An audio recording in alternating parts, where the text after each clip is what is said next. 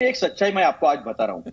आप पूरे परिप्रेक्ष्य में उन्होंने जो बोला है वो देश की महानता बताने वाला है, देश को आगे लेकर जाने वाला है, देश के भविष्य के बारे में और दुनिया के भविष्य के बारे में भारत का उसमें क्या भूमिका है ये बताने वाला है। इनको समझता ही नहीं है और इनको जो रोल दिया गया है जाके आपको क्रिटिसाइज करना है, किसी को नीचा दिखाना है। इनके नीचे दिखाने से क्या होगा? अरे भाई हमने नहीं कहा है, दुनिया के लोग बोल रहे हैं। बीच में नहीं बोलने का, मैंने नहीं कहा है, दुनिया के लोग बोल रहे हैं। प्लीज व्यक्तिगत ना अतुल भाई, मैंने संगीत रागी जी को भी बोला, आपको भी बोला, व्यक्तिगत ना हो प्लीज।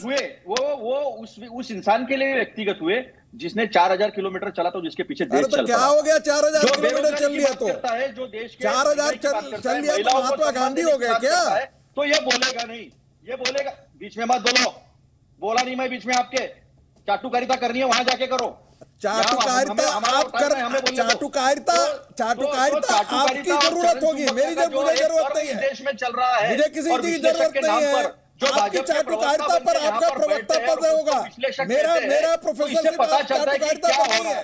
तो मुझे गलती मत कीजिए, आपकी चाटुकारिता के बल पर आप जिंदा रह सकते हैं, मैं नहीं। जिनको इतना रिकॉग्निशन है, मैं चाटुकारिता के बल पर चर्चा में उनको बुलाया जाता है। आप चाटुकारिता के बल पर प्रवक्ता हो सकते हैं। जिनको इंटरनेशनल एसोसिएशन जर्नलिस्ट लोग बुलाते हैं, जिन्हें कैम्ब्रिज यूनिवर्सिटी बुलाते हैं, उनके बारे में बैठते हैं, यहाँ बदनामी करते हैं, यहाँ बदनामी करते हैं और पारिवारिक बात करते हैं। कौन है अनुराग ठाकुर?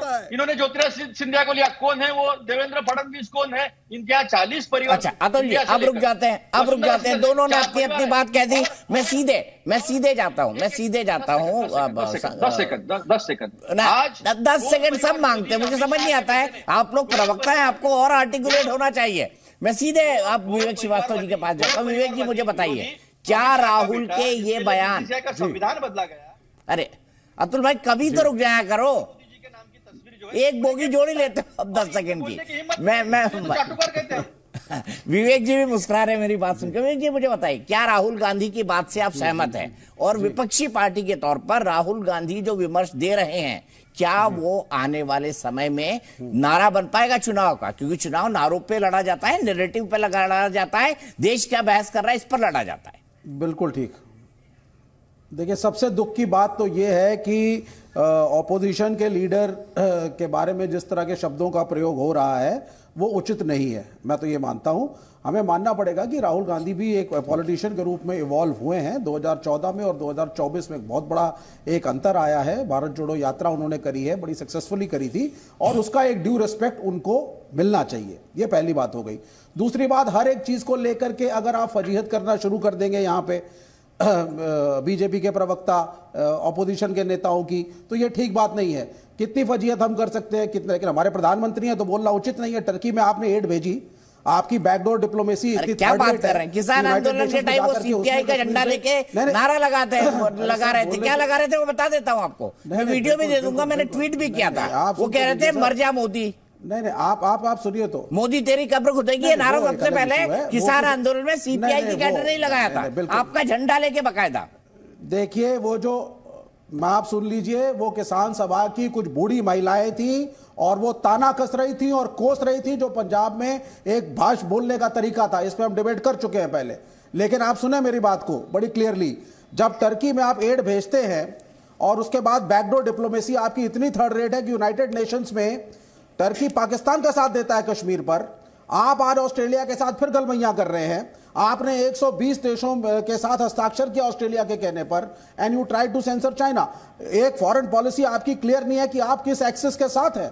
एक अमेरिकन यूरोपियन एक्सिस बना हुआ है जिसमें इजराइल भी है और दूसरा एक्सिस है रशिया चाइना, जिसमें ईरान भी है, क्यूबा भी है, नॉर्थ कोरिया भी है। आप किसके साथ है? There is no clarity, there is no statement. बस विश्वगुरु हैं, हम सबके साथ हैं, भारत के सब, this is not the way. लेकिन फिर भी इन इश्यूज को सीरियसली डिस्कस करना चाहिए, ना कि प्राइम मिनिस्टर की फजीहत करनी चाहिए जैसे कि यहां बैठे हुए बीजेपी के प्रवक्ता राहुल गांधी की कर रहे हैं। ठीक है, अगर राहुल गांधी कुछ इश्यूज को डिस्कस कर रहे हैं तो उसको सीरियसली इशू डिस्कस करिए आप। Deepak ji, 10 second, cricket diplomacy management किया है। दीपक जी, आप बताइए कि भारत के लिए कहा जा रहा है कि वो नॉर्थ कोरिया जैसे तानाशाह निरंकुश अराजकवादी तत्व के साथ खड़ा हो, तो आप नहीं है रशिया के साथ, नहीं, आप उस एक्सेस के साथ नहीं है तो स्पेसिफाई करिए। आप जानकारी विदेश नीति की जानकारी यदि नहीं है तो कम से कम सुनने का धैर्य रखिए। यदि आप नहीं जानकारी रखते हैं, भारत अभी भी अपने राष्ट्रीय हितों को ध्यान में रखते हुए अमेरिका के साथ भी संबंध बनाए हुए हैं और रसिया का तेल भी खरीद रहा है सस्ते दाम पर। तो हम बात कर रहे हैं प्रधानमंत्री नरेंद्र मोदी की कूटनीति और कांग्रेस नेता राहुल गांधी की राजनीति पर। दोनों तरफ से बयान आ रहे हैं, आप देख रहे हैं। आज क्रिकेट डिप्लोमेसी हुई और वहीं राहुल के बयान जो उन्होंने विदेश में दिए उस पर लगातार चर्चा हो रही है।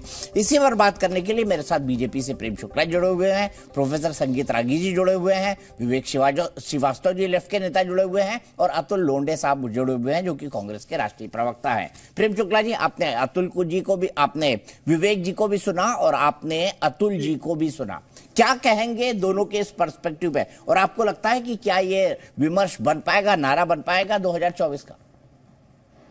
ठीक है, नारा बनाने की कोशिश तो लगातार करते हैं वो, लेकिन जनता उन नारों को स्वीकारती नहीं है, क्योंकि जनता असलियत को जानती है कि जो चीन के लिए ही जन्मे हो और 1962 में जो कम्युनिस्ट पार्टी दिल्ली तक जो है वो लाल सेना पहुंचे इसकी प्रतीक्षा कर रही थी, और दूसरा जो 38,000 वर्ग किलोमीटर गंवा कर भी चीन के चाटुकारिता में उसे सुरक्षा परिषद की स्थायी सदस्यता का कुछ नया उपहार सौंप रहे थे। पास कुछ नया बोलने के लिए है नहीं। अब देखिए, कूद पड़े, मैं सुन रहा था आपके पास, यू आर रिपीटेटिव, मैं सुन रहा था कि नहीं, you are repetitive in every debate and it is meaningless what you say. यहाँ सारी पार्टियां पेट्रियोटिक हैं, चाहे कांग्रेस हो या कम्युनिस्ट हो, चंदे पर सभी ने यहाँ पे सत्ता में रहे हैं, देश में कंट्रीब्यूट किया है। आपके लूज कमेंट्स की आवश्यकता नहीं है, कुछ तथ्य अच्छे हैं तो आप बात करिए। नहीं, सत्य है, ये प्रवक्ता हैं और कुछ भी अच्छा आप नहीं बोलते हैं। दीपक जी, मुझे बोलना है कि अच्छा विवेक जी प्लीज बीच में नहीं, विवेक जी प्लीज बीच में नहीं, मुझे सुनना है कि मुझे बोलना है। नहीं, मैं बीच में क्या बोल रहा हूँ, उनको बोलिए ना, रूलिंग पार्टी के प्रवक्ता है, पहले रेस्पेक्टफुली बोले। क्या बोल रहा है मैं आपसे पूछूंगा। भाई रिपीटेशन, चीन के चंदे पर जीने वाले मतलब चंदाजीवियों से पूछ के जीऊंगा मैं, चंदाजीवियों से पूछ के बोलूंगा। आप दूध के धुले हैं बीजेपी चंदाजीवियों से, थोड़ी ना सर। अरे हर राजनीतिक पार्टी कहती है वो दूध से धुली हुई है। विवेक जी आप थोड़ी बोलेंगे मेरी पार्टी जो है वो दूध से नहीं धुली हुई है, पानी से धुली हुई है। हर पार्टी बोलती है, आप भी बोलेंगे वो भी बोलेंगे, दिक्कत क्या है इसमें? कुछ लॉजिकल बात तो करें प्रवक्ता। अच्छा, मैं लॉजिक ये लॉजिक क्या तय करेंगे? लेना तो चीन के चाटुकार तय करेंगे, क्या होगा? अच्छा विवेक जी थोड़ा एक गिलास पानी पीजिए, विवेक जी पानी पीजिए एक गिलास। प्रेम शुक्ला बोलिए।